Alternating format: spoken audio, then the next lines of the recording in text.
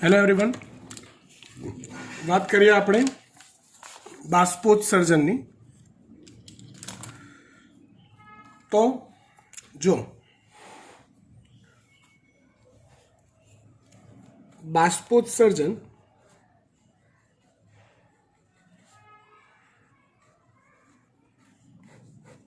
એમાં બે શબ્દો સંકળાયેલા છે, એક બાષ્પ અને બીજું ઉત્સર્જન. બાષ્પ એટલે થાય પાણીની વરાળ. પાણીની વરાળ સ્વરૂપે થતું ઉત્સર્જન. ઉત્સર્જનનો અર્થ થાય વધારાનું પાણી હોય એનો નિકાલ, અથવા વધારાની કોઈ પણ વસ્તુ હોય એનો નિકાલ થતો હોય. જેમ કે મળ ત્યાગ થતો હોય તો એને મળોત્સર્જન કહેવાય. મૂત્ર ત્યાગ થતો હોય તો એને મૂત્ર ઉત્સર્જન કહેવાય. એવી રીતે આ બાષ્પ ઉત્સર્જન છે. મતલબ વનસ્પતિ દ્વારા જેટલું પણ પાણી જમીનમાંથી શોષાય છે, જમીનમાંથી શોષણ પામતું જે પાણી છે એ પાણી પૈકી લગભગ 1% જેટલું પાણી વનસ્પતિની દેહ ધાર્મિક ક્રિયાઓમાં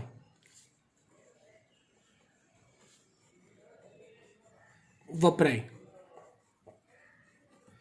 એ સિવાયનું બાકીનું 99% જેટલું પાણી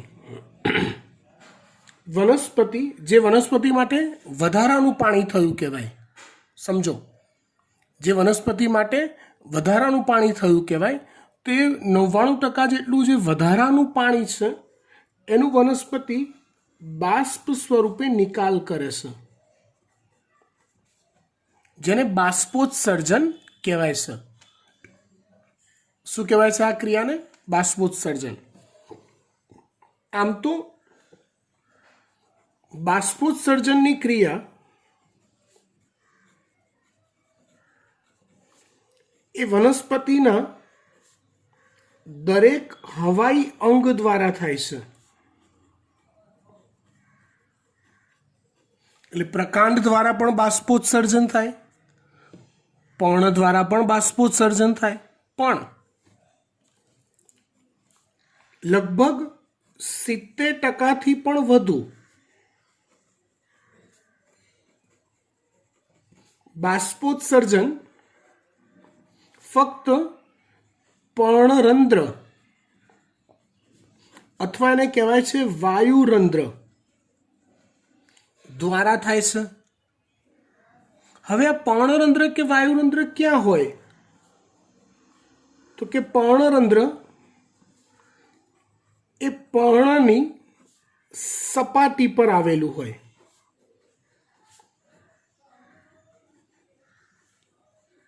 હજારોની સંખ્યામાં પર્ણની સપાટી પર પર્ણરંધ્ર કે વાયુરંધ્ર આવેલા હોય છે. એટલે બાષ્પોત્સર્જન કરતી મુખ્ય રચના વનસ્પતિની કોણ કહેવાય? તો કે પર્ણરંધ્ર કે વાયુરંધ્ર કહેવાય. બરાબર. એટલે આપણે હવે પહેલા સમજીએ પર્ણરંધ્રની રચના.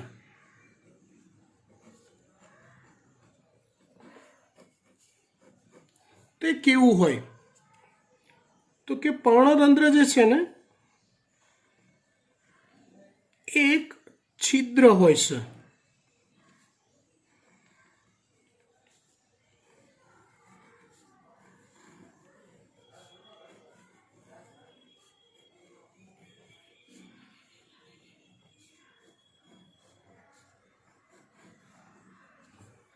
અહીંયા આકૃતિમાં આ જે ભાગ છે આ એક છિદ્ર છે જે પર્ણરંધ્ર છે. આ પર્ણરંધ્રની આસપાસ એનું રક્ષણ કરતા 2 કોષો આવેલા હોય છે. આ જેને રક્ષક કોષો કહેવાય છે. કયા કોષો કહેવાય છે? રક્ષક કોષો. હવે પર્ણરંધ્ર મોટે ભાગે એવું હોય કે દિવસ દરમિયાન ખુલ્લું રહે અને રાત્રિ દરમિયાન બંધ થઈ જાય. દિવસે પર્ણરંધ્ર ખુલ્લું રહે મોટે ભાગે. અપવાદરૂપ કિસ્સાઓ છે, રાઈટ, પણ મોટે ભાગે દિવસે એટલે કે સૂર્યપ્રકાશ હાજર હોય ત્યારે પર્ણરંધ્ર ખુલ્લું રહે અને રાત્રિ દરમિયાન એ પર્ણરંધ્ર બંધ થઈ જાય. તો એ જે રંધ્રનું છિદ્ર એ ખુલે ત્યારે બાષ્પોત્સર્જન એમાંથી થાય. એ છિદ્રમાંથી પાણીની વરાળ બહાર આવે અને જ્યારે એ છિદ્ર બંધ હોય ત્યારે ત્યાંથી બાષ્પોત્સર્જન ન થાય. સમજ્યા? તો એવું થવા માટે રંધ્ર ખોલવા અને બંધ થવા માટે રક્ષક કોષોનું સ્ટ્રેચેબલનેસ અથવા એની કન્ડિશનમાં થતો ફેરફાર જવાબદાર છે. ધ્યાનથી સમજો બેટા. રક્ષક કોષોમાં કેવું હોય છે તો કે રક્ષક કોષોની પર્ણરંધ્ર તરફની જે દિવાલ છે, અંદરની દિવાલ એવું કહેવાય, અને અંદરની દિવાલ કહેવાય, એ પ્રમાણમાં જાડી હોય છે.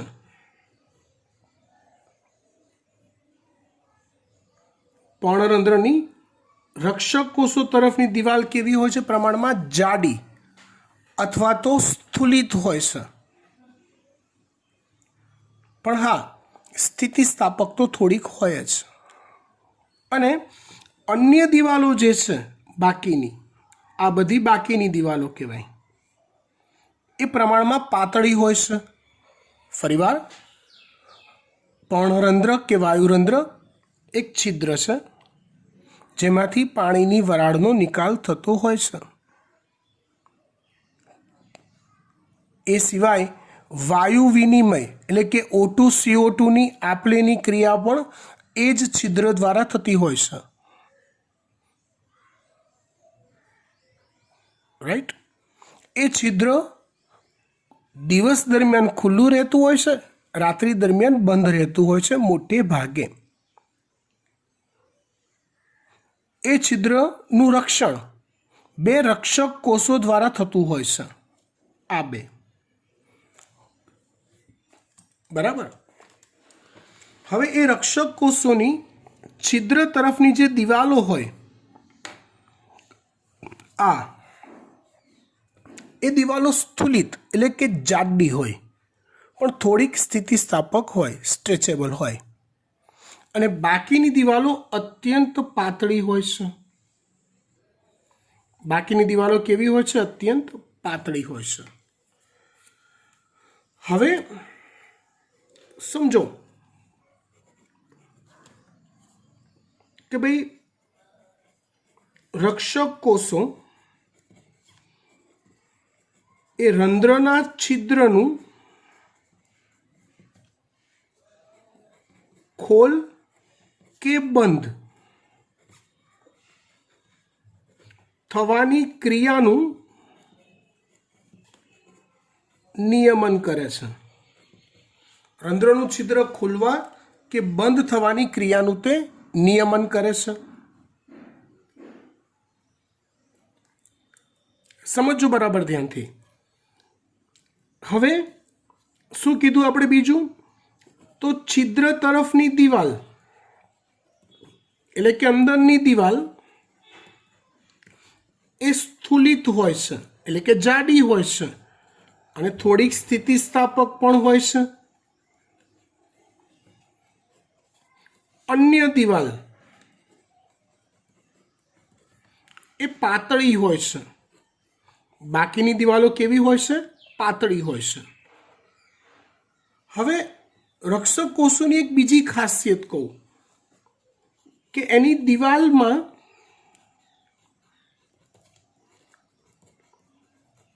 જો કોષ દિવાલ હોય ને એટલે સેલ્યુલોઝની જ બનેલી હોય, રાઈટ? વનસ્પતિ કોષોની કોષ દિવાલ છે તો એ સેલ્યુલોઝની જ બનેલી હોય. એ કોષ દિવાલ સેલ્યુલોઝની બનેલી છે, પણ અહીંયા એક વિશેષતા એ છે કે દિવાલમાં સેલ્યુલોઝના પાતળા અથવા સૂક્ષ્મ તંતુઓ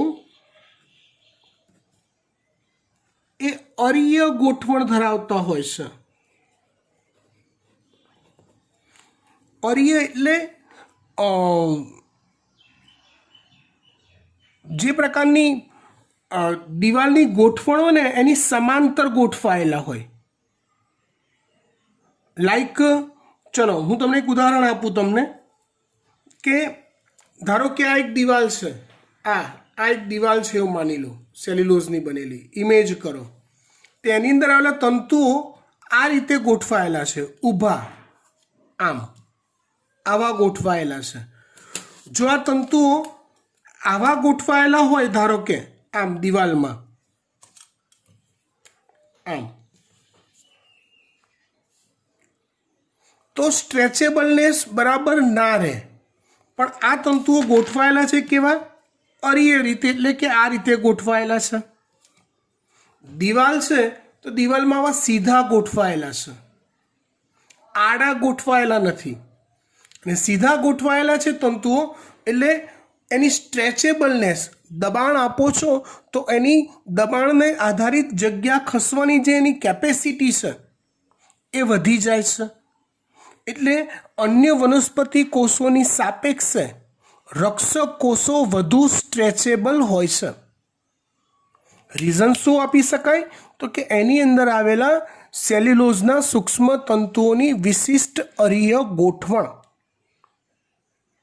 એની અંદર આવેલા સેલ્યુલોઝના સૂક્ષ્મ તંતુઓની વિશિષ્ટ અરીય ગોઠવણ કે જેના લીધે એ તંતુઓની સ્ટ્રેચેબલનેસ વધે છે, દિવાલ વધુ સ્થિતિસ્થાપક રહે છે.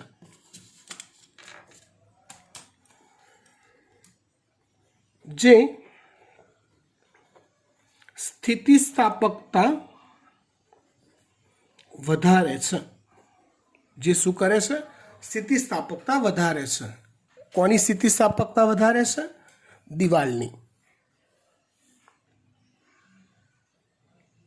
સમજી ગયા? ઓકે. હવે સવાલ એ થાય કે આ છિદ્ર ખુલે ક્યારે અને છિદ્ર બંધ ક્યારે થાય? છિદ્ર ખુલે ક્યારે અને છિદ્ર બંધ ક્યારે થાય? એ આપણે સમજીએ.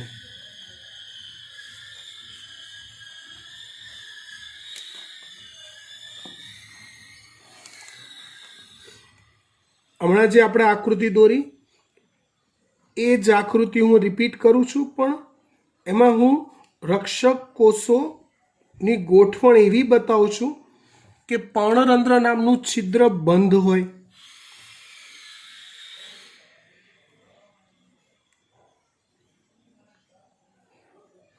જો આ બંનેની સ્થુલિત દિવાલો આવી ગઈ, અહીંયા છિદ્ર બંધ છે. આ છે રક્ષક કોષો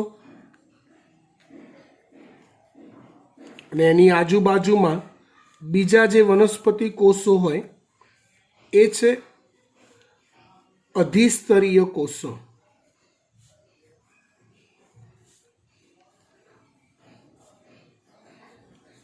કયા કોષો કહેવાય? અધિસ્તરીય કોષો.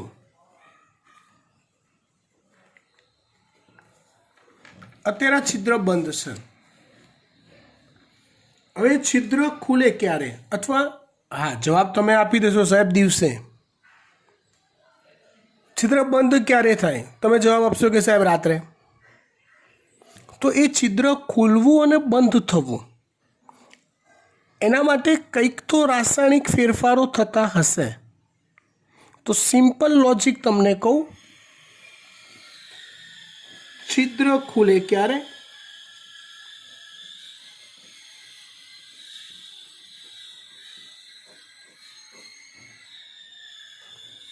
છિદ્ર ખુલે ક્યારે? તો જુઓ, સૌથી પહેલાં તો જ્યારે રક્ષક કોષોમાં દ્રાવ્ય ઘટકની, ચોપડીમાં થોડીક અધૂરી વિગત આપી છે, હું એડ કરીને શીખવાડું છું, પરફેક્ટ ખબર પડે એટલે. રક્ષક કોષોમાં દ્રાવ્ય ઘટકની સાંદ્રતા પહેલાં તો વધે. આની અંદર દ્રાવ્ય ઘટક વધે. દ્રાવ્ય ઘટકની સાંદ્રતા વધે માટે રક્ષક કોષોની જળ ક્ષમતા ઘટે. Is it right? દ્રાવ્યનું પ્રમાણ વધે છે એટલે જળ ક્ષમતા ઘટે છે. જળ ક્ષમતા ઘટે છે એટલે આસપાસના કોષોમાંથી પાણી વધુ જળ ક્ષમતાથી ઓછી જળ ક્ષમતા તરફ, અહીંયા જળ ક્ષમતા ઘટી એટલે સાપેક્ષે આજુબાજુના કોષોમાં જળ ક્ષમતા વધુ હોય તો પાણી કઈ તરફ ગતિ કરે? વધુ જળ ક્ષમતાથી ઓછી જળ ક્ષમતા તરફ. આથી આસપાસના કોષોમાંથી કે અવકાશમાંથી પાણી રક્ષક કોષોમાં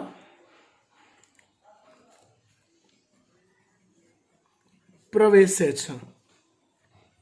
પાણી ક્યાં પ્રવેશે છે? રક્ષક કોષોમાં. અહીંયા દ્રાવ્યનું પ્રમાણ વધ્યું એટલે જળ ક્ષમતા ઘટી. પાણી હંમેશા ગતિ કરે છે વધુ જળ ક્ષમતાથી ઓછી જળ ક્ષમતા તરફ, એટલે આજુબાજુના કોષોમાંથી પાણી અહીંયા ટ્રાન્સફર થાય છે. ક્યાં? રક્ષક કોષોમાં. આથી રક્ષક કોષો આશુન થાય છે. એ આશુન થાય એટલે તેની દિવાલો પર આશુન દાબ લાગે છે. આ રીતે એની દરેક દિવાલ પર આશુન દાબ લાગશે. પણ સમજો આપણે શું શીખ્યા? તો કે છિદ્ર તરફની જે દિવાલ છે તો જાડી છે અને બાકીની દિવાલો પાતળી છે. હવે જે દિવાલ સ્થૂલિત હોય, જાડી હોય, એના પર થોડું ઘણું દબાણ લાગે તો એનાથી દિવાલમાં કોઈ ફરક ના પડવો જોઈએ. એ દબાણની અસર ના થવી જોઈએ, જાડી છે એટલે. પાતળી દિવાલો જે છે એ પાતળી દિવાલો એ દબાણની અસરથી બહારની તરફ ખસે છે. આમ આમ આમ આમ આમ આમ. એટલે કંઈક આવી સ્થિતિ આવીને ઊભી રહેશે. સમજો એ દિવાલો બહારની તરફ ખસે એટલે અંદરની જે સ્થૂલિત દિવાલ છે એ અંતર્વલન પામે છે અથવા અર્ધચંદ્રાકારે વળી જાય છે. આમ દબાણ લાગ્યું એટલે આ દિવાલો આમ ખેંચાઈ એટલે આ દિવાલે મજબૂરીમાં આમ ખસવું પડે છે, આ તરફ ખસવું પડે છે. એટલે અંદરની દિવાલો અર્ધચંદ્રાકારે વળી જાય છે અને અંદરની દિવાલો અર્ધચંદ્રાકારે વળે એટલે રંધ્ર અથવા છિદ્ર ખુલી જાય છે.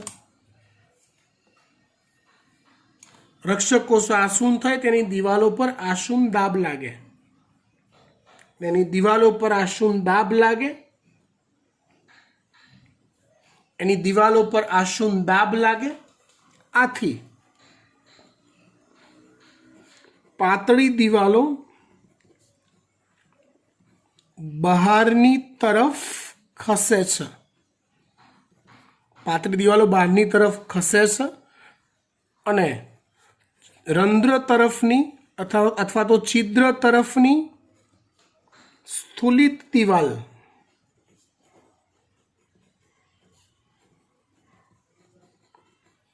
અંતર્વલન પામે છે. સ્થૂલિત દિવાલ શું પામે છે?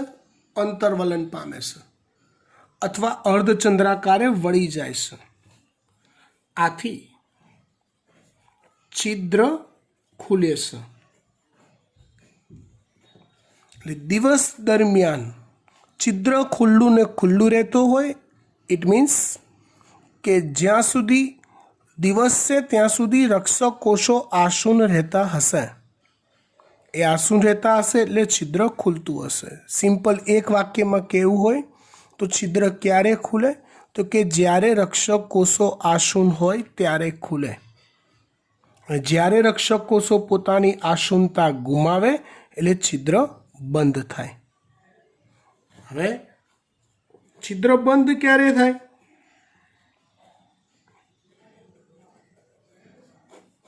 તો આનું ઊંધું વિચારો, અત્યારે છિદ્ર ખુલ્લું છે એટલે એવું વિચારો કે ભાઈ રક્ષક કોષોમાં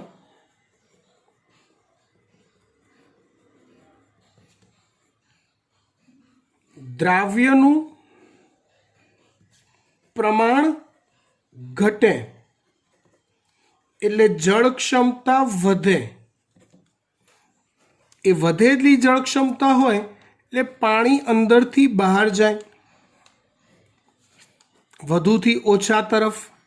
અને જ્યારે રક્ષક કોષો પાણી ગુમાવે એટલે આશુનતા એની ઘટે એટલે સ્થિતિસ્થાપક દિવાલો એની મૂળ સ્થિતિમાં પાછી આવી જાય. દ્રાવ્યનું પ્રમાણ ઘટે, જળ ક્ષમતા વધે એટલે રક્ષક કોષો પાણી ગુમાવે. અને જ્યારે રક્ષક કોષો પાણી ગુમાવે એટલે શું થાય? દિવાલો મૂળ સ્થિતિમાં આવી જાય. અને જેવી દિવાલો મૂળ સ્થિતિમાં આવે એટલે પાછું છિદ્ર બંધ થઈ જાય. બરાબર. ફરી પાછી ઓલી જ વાત આવે કે ભાઈ પર્ણરંધ્ર દ્વારા થતા બાષ્પોત્સર્જનનો દર મહત્તમ ક્યારે હોય? તો કે જેટલા પર્ણરંધ્ર ખુલ્લા હોય એટલે એનો દર મહત્તમ હોય, જેટલા પર્ણરંધ્ર બંધ હોય એટલે એનો દર ઓછો હોય. સમજી ગયા વાત? ફાઇન.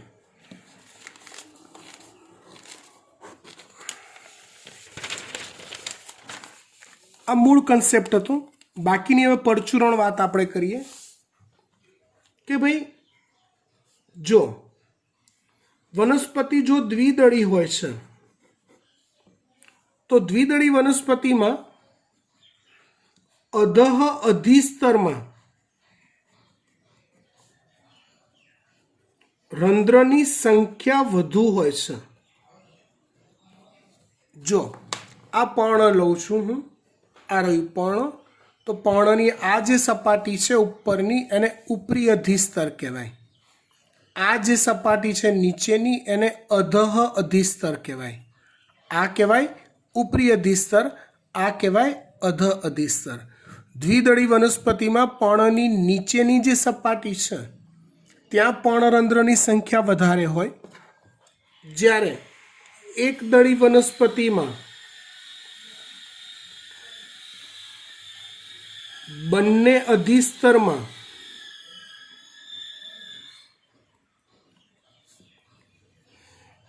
રંધ્રની સંખ્યા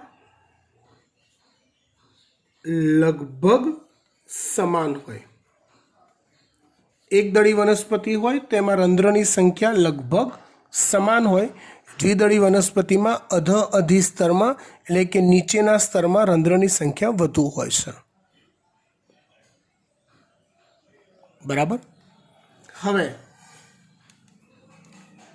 રંધ્ર દ્વારા બે કાર્ય થાય. એક બાષ્પોત્સર્જન પણ થાય અને વાત વિનિમય પણ થાય. મતલબ કે O2 અને CO2 ની આપલેની જે ક્રિયા છે એ પણ રંધ્ર દ્વારા થાય છે.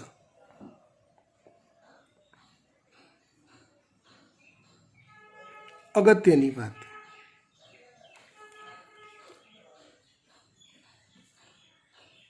બાષ્પોત્સર્જન જે છે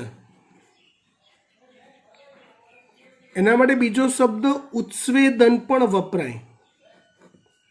તો ઉત્સ્વેદનની ક્રિયા પર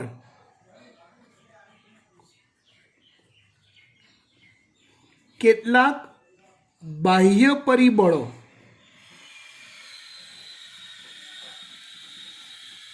ની અસર વર્તાય છે.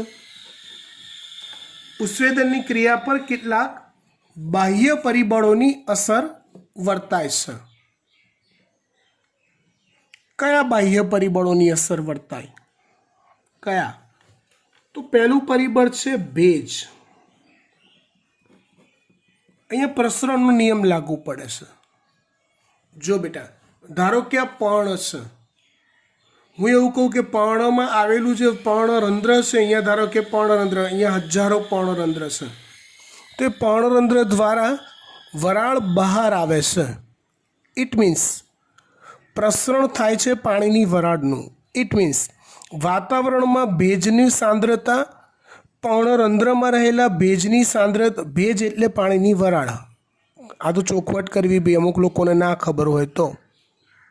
એટલે વાતાવરણમાં ભેજની સાંદ્રતા એ પર્ણરંધ્રની અંદર રહેલા ભેજની સાંદ્રતા કરતાં ઓછી હોય છે, તો જ રંધ્રમાંથી પાણીની વરાળ બહાર આયા કરે છે. રાઈટ. પ્રસરણનો નિયમ યાદ કરો કે જેટલું સંકેન્દ્રણ તફાવત ઓછો એટલું પ્રસરણ ધીમું, અને જેટલું સંકેન્દ્રણ તફાવત વધુ એટલું પ્રસરણ ઝડપી. તો વાતાવરણમાં ભેજ જેટલો વધુ હોય ને એટલું ઉત્સ્વેદન એટલે કે બાષ્પોત્સર્જન ઓછું થાય. બહાર હવામાં ભેજ જેટલો વધુ હોય એટલો રંધ્ર અને બહારનો ભેજ એ બંનેનું સંકેન્દ્રણ તફાવત ઘટશે, એટલે બાષ્પોત્સર્જન ધીમું પડી જશે. બીજી રીતે એવું કહેવાય કે વાતાવરણમાં જેમ ભેજ ઓછો હોય એટલું અંદરથી ભેજ બહાર આવવાની ઘટના ઝડપી થશે, એટલે એટલું ઉત્સ્વેદન વધુ થશે. ખબર પડી વાત? ડન. ઇન શોર્ટ, વાતાવરણમાં ભેજ વધુ હોય તો રંધ્ર દ્વારા બાષ્પોત્સર્જન ઓછું થાય, અને વાતાવરણમાં ભેજ ઓછો હોય તો રંધ્ર દ્વારા બાષ્પોત્સર્જન વધુ થાય. એવું બીજું પરિબળ છે તાપમાન. તાપમાનની શું અસર થાય? તો તાપમાન જેમ વધુ હોય તેમ વાતાવરણમાંથી ભેજ ઘટે, એ ઉપર જતો રહે, વાદળ બનતું જાય, આકાશ તરફ જાય. પણ પર્ણની આસપાસ તો ભેજ ઘટે એટલે ઉત્સ્વેદન વધે છે. તાપમાન વધે તો ઉત્સ્વેદન વધે, અને તાપમાન જો ઘટે છે તો ભેજ વધે છે, અને તો ઉત્સ્વેદન ઘટે. ઇન શોર્ટ, તાપમાન વધે તો ઉત્સ્વેદન વધે, તાપમાન ઘટે તો ઉત્સ્વેદન ઘટે. એવું ત્રીજું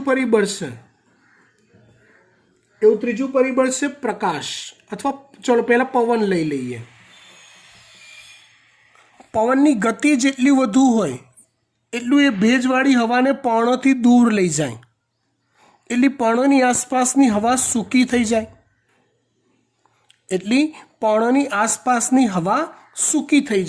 એટલે પવન જેમ વધુ હોય તેમ ઉત્સ્વેદન વધુ થાય, અને પવન જેમ ઓછું હોય તેમ ઉત્સ્વેદન ઓછું થાય. પવન વધુ તેમ ઉત્સ્વેદન વધુ, અને પવન જેમ ઓછો તેમ ઉત્સ્વેદન ઓછું. એવી રીતે પ્રકાશની અસર જોઈએ તો પ્રકાશની હાજરી હોય એમાં રંધ્ર ખુલે છે, એટલે ઉત્સ્વેદન વધે છે. અને ઊંધું લખતા તમને આવડે, સમજતા આવડે છે. એવા કેટલાક આંતરિક પરિબળો પણ છે, જેમ કે પર્ણની સપાટી પર પર્ણરંધ્રોની સંખ્યા જેટલી વધુ હોય એટલું ઉત્સ્વેદન વધુ થાય, સંખ્યા જેટલી ઓછી એટલું ઉત્સ્વેદન ઓછું થાય. એ સિવાય પર્ણરંધ્રનું કદ, છિદ્ર જેટલું મોટું જેટલું નાનું એની પણ ઉત્સ્વેદન પણ અસર થતી જોવા મળે. ખુલ્લા પર્ણરંધ્રોની ટકાવારી, ખુલ્લા પર્ણરંધ્રો જેટલા વધુ હોય ઓબ્વિયસલી એટલું ઉત્સ્વેદન વધુ થાય, ખુલ્લા પર્ણરંધ્રો જેટલા ઓછા એટલું ઉત્સ્વેદન ઓછું થાય. હવે ઉત્સ્વેદનના કારણે શોષક દાબ સર્જાય છે.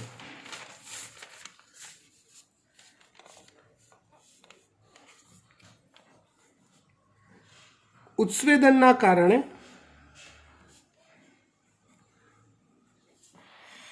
શોષક દાબ સર્જાય છે,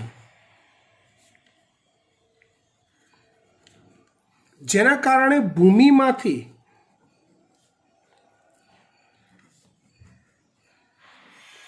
પાણીનું શોષણ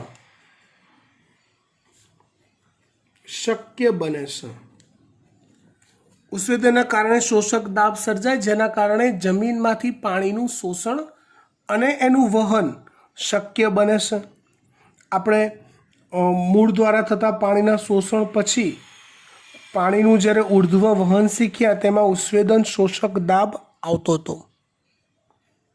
તો એ શોષક દાબ સર્જાવામાં કેટલાક અન્ય પરિબળો પણ મદદરૂપ થાય છે, જેમ કે સંલગ્ન બળ. એટલે શું? તો કે પાણીના બે અણુ અથવા અણુ વચ્ચે લાગતું આકર્ષણ બળ. પાણીનું આ એક ટીપું છે, એની જોડે આ બીજું ટીપું છે, ત્રીજું ટીપું છે. તો એક ટીપું જો આ દિશામાં જતું હોય તો એ બીજાને આકર્ષણ બળથી ખેંચીને લઈ જાય છે.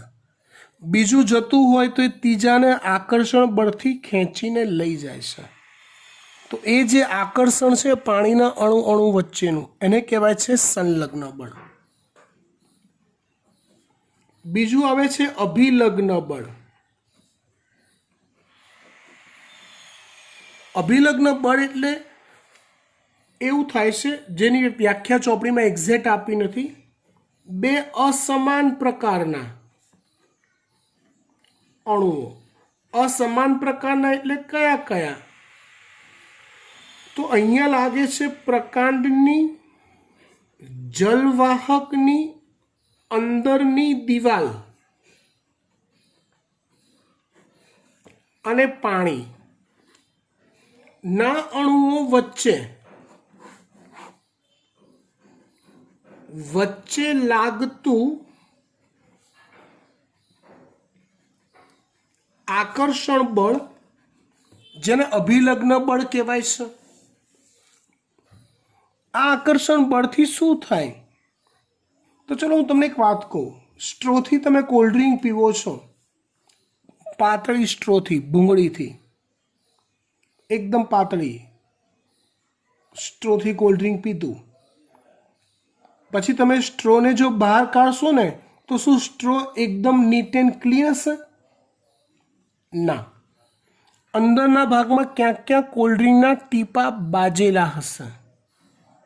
તો એ કોલ્ડ ડ્રિંકના ટીપા અને સ્ટ્રોની અંદરની દિવાલ વચ્ચે આકર્ષણ બળ છે, જે ટીપાને ત્યાં ચોંટાડી રાખે છે. હા, તો એ જે આકર્ષણ બળ છે એને કહેવાય અભિલગ્ન બળ, જે પણ ઉર્ધ્વ વહન શોષક દાબ સર્જીને ઉર્ધ્વ વહનમાં મદદરૂપ થાય છે. એવું છે પૃષ્ઠ તાણ.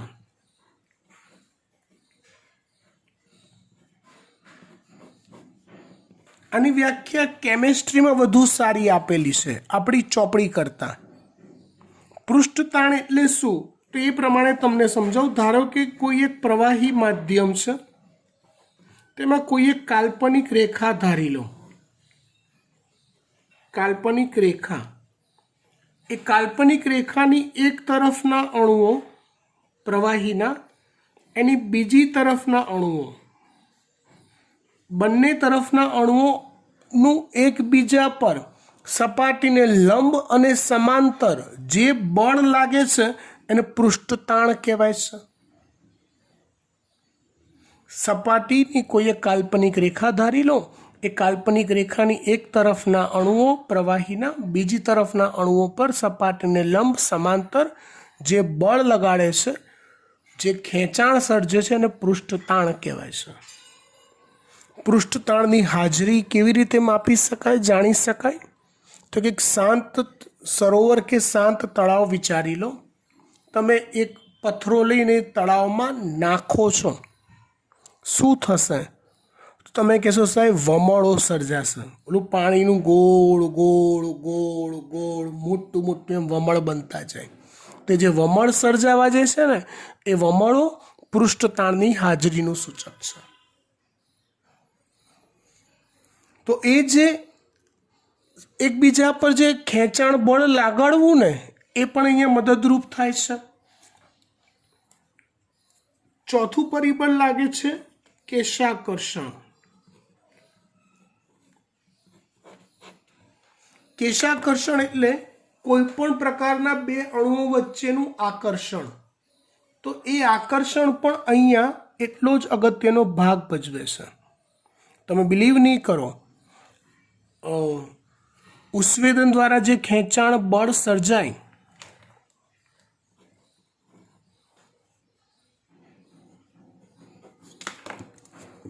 ઉત્સેદન દ્વારા જે ખેંચાણ બળ સર્જાય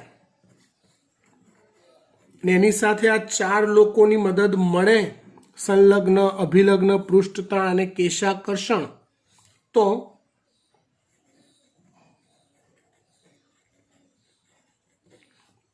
₹125-30 મીટર ઉપર જલવાહકમાં પ્રકારની જલવાહક પેશીમાં 125-30 મીટર ઉપર સુધી પણ ઉર્ધ્વવહન શક્ય બને. સમજી ગયા વાત? ડન. હા, એના માટે ઓલું ઘટતી જતી જળ ક્ષમતાનો ઢાળ સર્જાય, જે આપણે આની આગળની થિયરીમાં જોયું હતું, ઉત્સેદન ખેંચાણ સિદ્ધાંતવાળી થિયરીમાં. ત્યાર પછી એક બીજી થિયરી છે, બાષ્પોત્સર્જન તેમજ પ્રકાશ સંશ્લેષણ એક સમાધાન. બાષ્પોત્સર્જન તેમજ પ્રકાશ સંશ્લેષણ એક સમાધાન, જેમાં બાષ્પોત્સર્જનના ફાયદા આપ્યા છે. આમાં એક છેલ્લો પેરેગ્રાફ છે, એ ફાયદા તમને જાતે વાંચશો એટલે આવડશે, હું નથી ચલાવતો, આવડશે. હવે એમાં એક છેલ્લો પેરેગ્રાફ છે જેમાં C3 વનસ્પતિ, C4 વનસ્પતિ આવા શબ્દો વાપરેલા છે.